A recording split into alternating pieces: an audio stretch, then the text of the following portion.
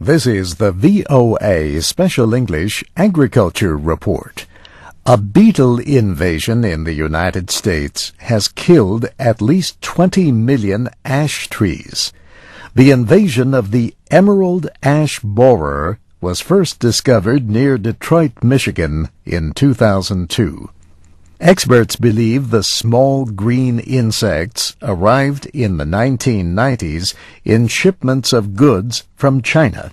The emerald ash borer has destroyed trees in the Midwest and as far east in the United States as Maryland. The insects have also spread as far north as Ontario, Canada. Ash trees are popular.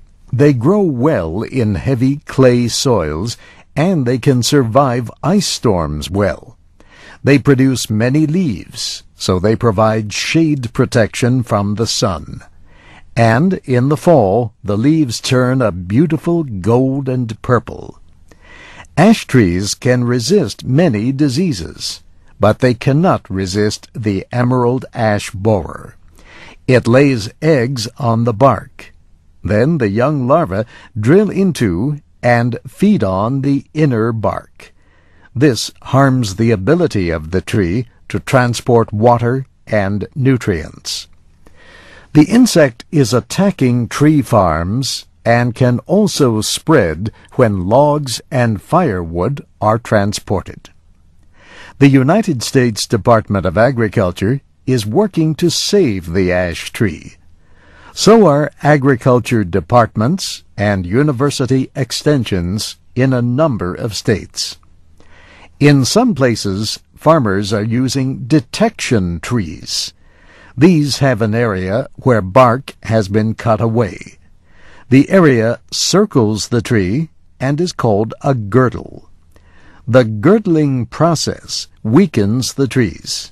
It makes them easier targets for borers and shows if the insects are nearby. Efforts to stop the spread of the emerald ash borer include cutting down affected trees. A tree farmer in Maryland, for example, recently faced the loss of hundreds of trees.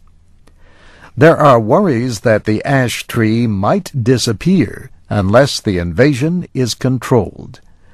To prepare for such a possibility, a government laboratory is collecting seeds from ash trees. David Bergdorf works in East Lansing, Michigan, for the Natural Resources Conservation Service. The service is part of the United States Department of Agriculture. He is asking people to send in ash seeds. The laboratory examines and x-rays the seeds to make sure there are no living borer embryos.